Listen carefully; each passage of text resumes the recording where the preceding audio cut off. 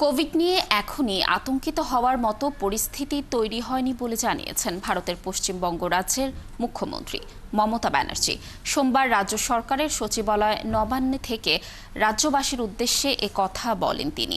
এদিন কোভিড-19 নিয়ে পশ্চিমবঙ্গের স্বাস্থ্য দপ্তরের সব বিভাগের সঙ্গে বৈঠক করেন মুখ্যমন্ত্রী মমতা।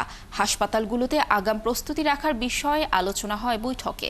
বৈঠক শেষে সাংবাদিকদের মুখোমুখি হয়ে মমতা ব্যানার্জি বলেন, আগের মতো মহামারীর আশঙ্কা কম, তবে পরিবর্তিত পরিস্থিতির কথা মাথায় রেখে সব ধরনের প্রস্তুতি রাখা হচ্ছে।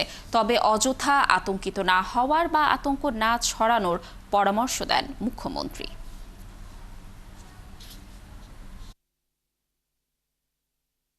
সব ডিপার্টমেন্টকে ডেকে মিটিং করে আমরা প্রস্তুতিটা সেরে রাখলাম।